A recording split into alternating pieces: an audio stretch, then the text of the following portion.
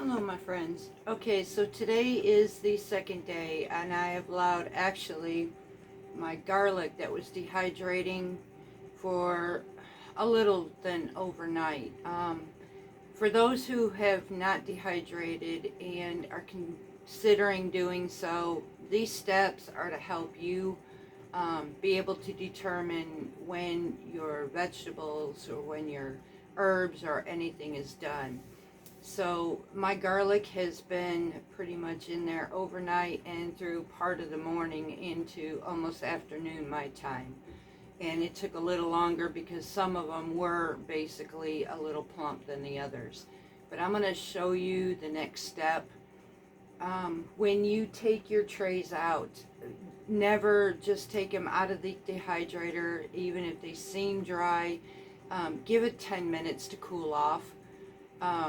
This way you know for sure if everything is dried or not. I'm going to take you over to the garlic and give you an example to know what to look for. My tray has been drying out for about 10 minutes now, and I'm going to check and see if we have a complete dry or if they still need to stay in the dehydrator longer. So let me take you over to the garlic.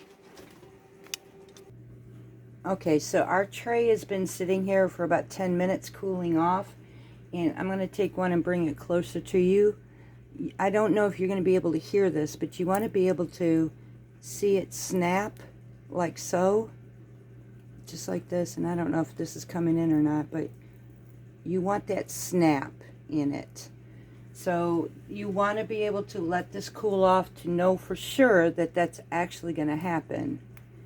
And these are snapping quite well, so this tells me that my garlic is properly dehydrated and it's ready to be jarred up. But again, you want to make sure, take your plumpest ones, check them out really good and see if there's any that are still moist as you're checking these. And these seem to be quite well. So I'm just going to gather this up and I will put these in my container and check my second tray. If you have things, if most of them are dried and the others are not, you can always leave, even if it's just a few, in your dehydrator. This way you can get them all. But this is the general rule how it goes. You'll dehydrate if it seems like it's dry when you're dehydrating and you pull your tray out. Sometimes it can fool you. You've got temperature changes, you've got humidity levels you got to watch for. So allow your trays to sit for 10 minutes to be absolutely sure for them to cool down. Check the snap if you can. And corn is harder to do, but you will know it'll be super hard. So anything that seems soft, squishy, whatever, just put them back in your dehydrator. But allow these trays to cool off for 10 minutes. This will give you the better grade on how everything is working out, because sometimes it can fool you. So I thought I'd bring this up. Another one I'm going to show you is the reason why, when I was talking about the incubator, why I went and bought the suggested grovee temperature and hygrometer. I've seen how accurate this is, and this is a brand new incubator that I am using. Our baby quail eggs are in the incubator, but I wanted to show that to you as well, because I think this is important for everybody who's trying to hatch their own eggs. This is something that you really need to know, so I'm going to take you over there as well. Okay, if you see my hygrometer and thermometer, it's reading 32% at 100.4 degrees inside this incubator. But if you take it over to the one in here that's attached to the incubator, it's reading 99.5 at 49%. That's a big difference, y'all. So this can make a difference. I know it's hard to see with that glare right there, but that is a big difference. So it is very advisable. Now, I've tried this in different locations as well, so I want to get the best out of my babies. I'm not comfortable with this 100.4, and I tried it over in this corner here, and it was showing 97 So I was not comfortable with that to 98. And then back over here where these others are, this was reading about 100. So, you know, I'm going to do the best I can with this thing. And again, my temps outside, we get colder temps, we get warmer temps. Everything is fixing to change. So I really have to struggle watching this. Now, in the beginning of these eggs, a 32% is not going to hurt them. You don't really need to raise the humidity up, at least until your eggs are getting ready to go into lockdown. That is vitally important to raise that humidity up. But for right now, this isn't going to matter. And the reason for raising that humidity up is because when these babies are about to hatch out of that egg, you want to soften that egg to make it easier for them to get out of. I've struggled with my last one on that issue, so I'm working on it now with this one being brand new. So I'm not worried about my humidity yet. I will at lockdown. Today is considered day 1 since they've been inside of here, and on day 15 these will go into lockdown and they will start hatching between anywhere from day 16 to 18. But again, I am watching these temps. I'm not liking this big difference in here. So as you can see, it lies. So I am going to take that suggestion and pass this along.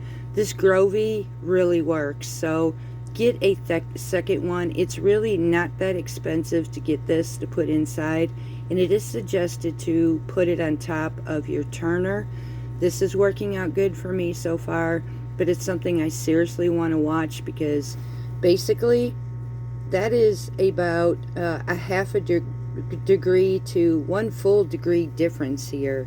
So this is why I'm suggesting to do the same. And this goes for everything, not just quail eggs. So I will bring you back over. This one here will be a rather short video, but we learn a lot of things online, especially on YouTube. So for me, it's basically take things with a grain of salt or test for yourself. And this is the experiment I'm doing. I am testing this for myself, and this is one area I am seriously glad that I took this experiment. And because of my hatch rates, and I knew I needed a new incubator anyways. My fan was going out. I knew the heating element was going down. Mind you, now this one here is a little giant incubator. If your heating element, and that is even if you buy the Pro, if your heating element starts having issues, or the fan, I don't know if many of you know this, but instead of buying a whole new incubator, unless your incubator is actually starting to deteriorate away, and it is extremely old like mine was, all you have to do is replace that fan and the whole unit. You can order that whole unit on Amazon and replace it instead of having to buy a complete new incubator. So, and again, with the rails inside of it, the turner, you can, if your motor is going out, we find out, we're looking at somewhere down the line ordering another motor for a second turner, so that we can have one for quails, one for chickens. So you can order parts to replace instead of having to order a whole new unit. I want to be able to help people save cost, and these are the things you can do in case you didn't know. But again, I will highly advise, I've done different methods before. I've used a meat thermometer once before, and I mean, it works okay, but it's not perfect. The grovee was a really good suggestion, and I'm really happy with this system that I'm using in here. It's really showing me what's going on, because I have had, not only did I have issues with my heater and all that, but I was having issues as to my babies were forming in the egg, but then when it came to hatch time, they would pip and start to seem like they were going to zip out, and all of a sudden they would just not make it. And that came down to the humidity level, where what my incubator was saying, my secondary equipment that I was using wasn't accurate, so my babies were really not getting the humidity they needed to soften that egg to be able to get out of there. It's devastating, and I was losing a lot of hatch rates. A lot of them was the heat issue, is they would get so far in growth and then it just stopped growing. And so I have been learning more and more, and again, that's when I realized my fan was not circulating right, my heat unit was not properly working, and it was causing issues, and my hatch rates were becoming less and less. So I did go and purchase a whole new one, because my incubator was, honestly, I bought it about 5 years ago, and I don't know how long it was before that, because it was used, so it was time for a new one. But even so, that's a brand new one out of the box, and you've seen the difference. So I really want to get the best that I can out of my hatch rate.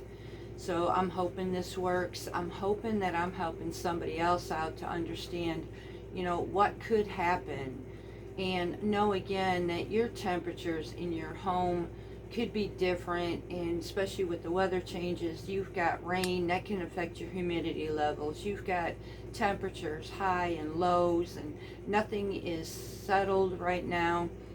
We live in, basically in the summer, a very high heat, high humidity atmosphere, so this can play and wreak havoc in dehydrating, hatching, and it's a battle, but it's something that we can do, everything that we can do to help be able to understand what's going on and to help us through. It's not saying it'll be in perfection, but it's better than having nothing at all, or just to be able to take things for, the way they say. I will not take for what things were said basically by what I'm seeing here. That's a big difference, and that can mean a lot to my hatch rate.